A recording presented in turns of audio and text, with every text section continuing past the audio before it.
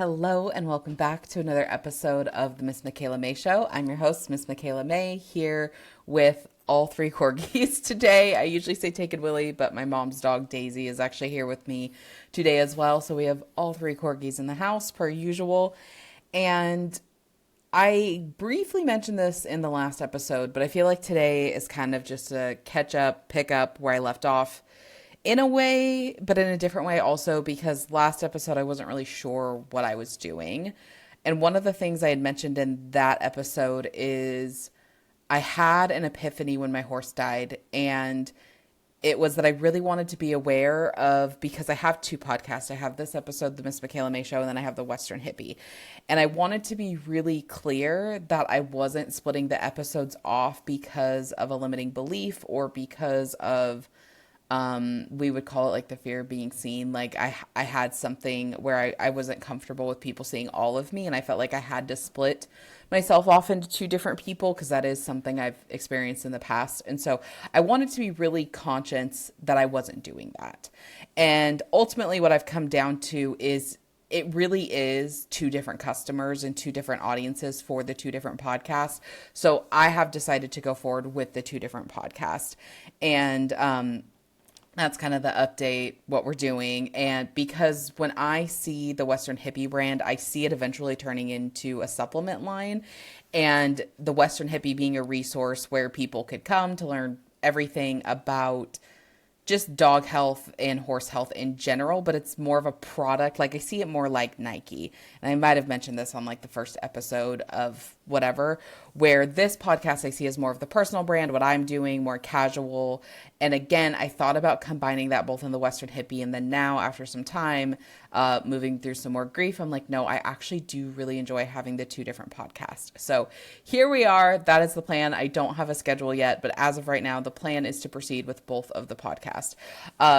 What I wanted to kick off with today, now that this podcast, we're restarting it, rebooting it, whatever you want to call it, is I had a very interesting weekend. I had a very fascinating weekend, and some of the insights that came through, I'm recording this on a Monday. I'm recording this on Monday, April 20th, 2026. So my weekend previous to whatever this was very fascinating. So I had some realizations, epiphanies, whatever you want to call them, come through during this really interesting weekend. And I wanted to share them with you because they felt really powerful to share with not just myself, but with everyone, because it seemed like a very, what I would call collective and cultural message that was going on in the world.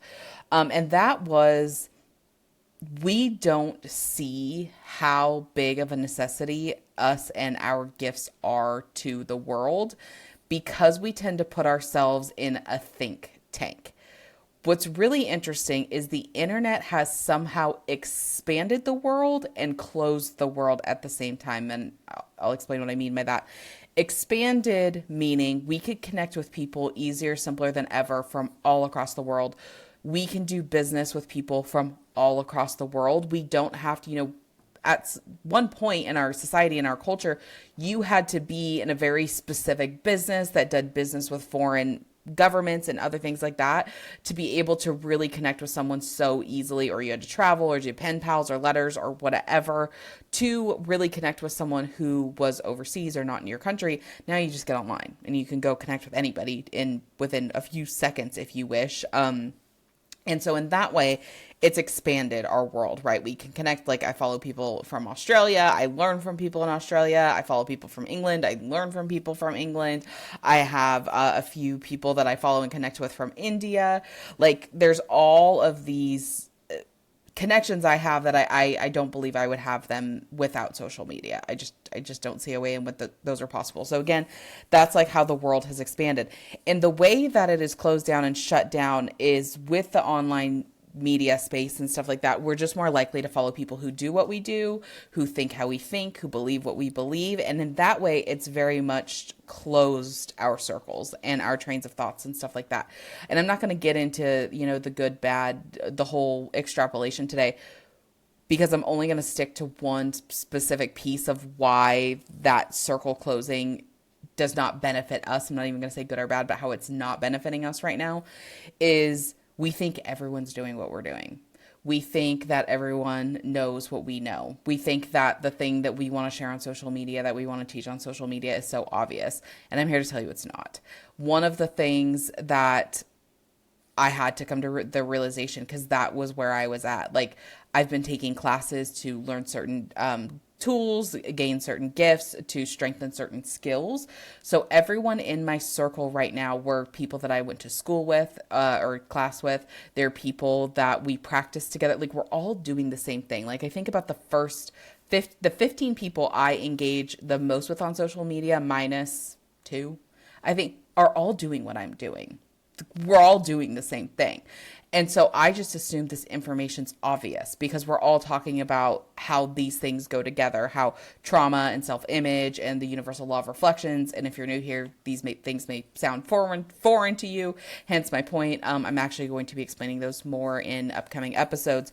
But to me, they're just so obvious. And I know exactly what they mean. I can explain self-concept to you, but then over the weekend, I was talking to someone who's really well known in the spiritual space. She had no idea what these things were. Like, I'm in the spiritual space, she's in the spiritual space, and yet she had no idea what I was talking about. I could speak her lingo just fine, but like, she had no idea what my lingo was, and it dawned on me, like, oh my gosh, like, what I have to offer to the world is so necessary. Like, it isn't obvious, and this is why it's needed. Like, after seeing the things that like she was going through and struggling with, I'm like, oh my gosh, I have to keep talking about this. Like, but it wasn't a have to, because I felt like just another like fish in the sea, right? Like, it just, because there was so many, it's like, well, this isn't important because there's 10 other people talking about it or whatever. And then because of that experience, I'm like, oh no, this is such a big necessity. And then what's interesting enough with the Western Hippie, which is my animal and dog health stuff with my horse, and I don't do cats, my horse and dog health podcast, and the stuff that I talk about on my Instagram with that, one of our friends had a really rough weekend with her animals, and it became so obvious to me because after she was telling me what happened at the vet's protocols were never going to help those animals. Like, they just weren't. And so even with that, I'm like, now it's become even more of a necessity for me to like hammer down and like dial in all of that. And so I say all of that because if you're listening to this, you are in a very similar scenario. There is a part of you that has a gift you want to share, and you're just thinking like, everyone else is doing that. Why do I need to do that? And there's two things. Is the one, because we've put ourselves in these think tanks, we just think everyone knows. We just think. And so again, similar to what I went through, that's why I want to share this message with you today is, no, it's just in your circle. But I can guarantee you, if you go out of your online circle, out of your online think tank, and you just walk into a grocery store and go ask 3 people, like, think of the thing that you want to talk about most. Go find 3 people, not online, maybe at the grocery store, maybe just someone that you work with or something, and say, hey, do you know about this and that? I think you would be surprised at how many people don't know what you're talking about and how many people need what you want to talk about. And I'm thinking even specifically when I first got into the personal development scene, I guess is what we would call it. Rachel Hollis was like, I don't know how else to say it, but like, she was like the hottest thing. Like, she was the thing. Like, she was this rising star. She was the thing. Like, in 2018, right behind Michelle Obama, Rachel's book was the best-selling book of the year. Like, she was just, I remember I had started following her before the book, like, really took off. Like, I'd found the book, and the book was gaining traction, but it didn't get as hot as it eventually did. And I remember, I think when I started following her, she had like 200,000 followers on Instagram. And within the week, she was up to 1 million followers. Like, I just remember, because it was fascinating for me, like, checking her page, refreshing it, was like, this is insane. Like, it was genuinely insane. And so, I was at a friend's house. Like, this is, again, while Rachel's like on this rising like trajectory. I'm at a friend's house and I said something, and to me, again, I'm in my think tank. I think like everyone knows who Rachel Hollis is. There's not a person in the world right now who doesn't know who Rachel Hollis is. Because again, online, 1 million followers is a lot. But when we think we have billions of people in the world, 1 million really isn't that much. Like, in correlation, obviously 1 million, like, you can't even put a million people in a room to go speak to, but you know what I mean. I digress.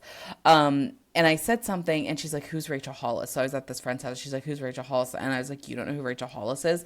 And that really, again, made me realize like, oh, I'm in this tank. Like, just because it's obvious to me, just because I can see all the shrubbery and the greenery around in this tank doesn't mean everyone can. So do with that what you will.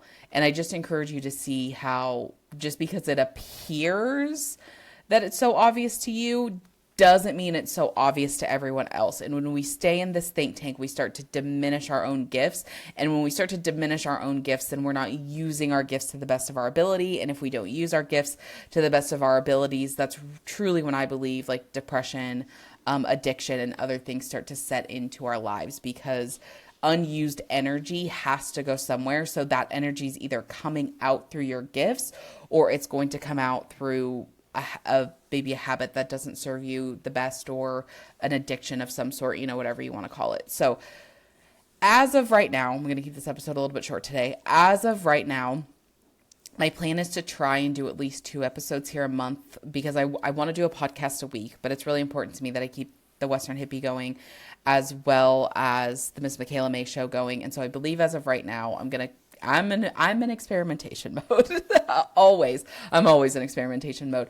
So I'm going to see how it feels for me to do basically alternating weeks, where I do the Miss Michaela Mae Show on the first week and the third week of the month, and the Western Hippie on the second and fourth week of the month, or something like that. So again, I'm experimenting with the format and like the drop schedule, all of that.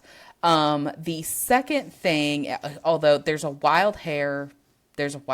we used to always say, my friend had this dog and she would just go do the most random things. And every time she would go do the most random things, like you would think her name was Lucy, like you think Lucy was just having a calm, cool, and collected day. And all of a sudden Lucy would just go raise hell somewhere. And my friend used to say like, oh, Lucy's just got a wild hair up her ass. And I've always kept that, because I'm like, actually, that's really accurate. So I have a wild hair up my ass. My friend actually told me she was doing something like this. And I was like, you know what, that could be helpful. Of recording a podcast every morning, like almost as a video vlog thing. I don't know if I'd put that on the podcast. I'd probably just keep that on YouTube. I had tried that back in October when I started this podcast, and I didn't love it then. However, I'm in a different season, different place, and everything now. And I'm needing that routine of doing like one thing that's the same every morning. So I might test that again, but again, those episodes I would just put them on YouTube. I don't think I would publish them on the podcast as well. I think I would just keep them on YouTube. So format up in the air, TBD. You'll know when I know. You'll know when I know. The second piece of the Miss Michaela Mae Show going forward, what we're going to do is, I am going to get more into mindset teachings, emotional healing teachings, spiritual principles, spiritual laws, that kind of stuff. So it will be my personal brand. I will be doing fun stuff, like if Landon and I want to do a movie review, or if I want to talk about a movie, etc. Like I'll do my fun stuff here, like 2 to 3% of the time, I think.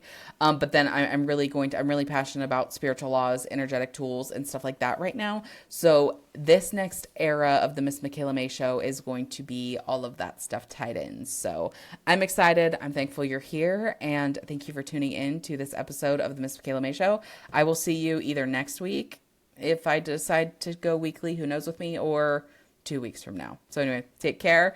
I'm really thankful you're here, and we will talk soon.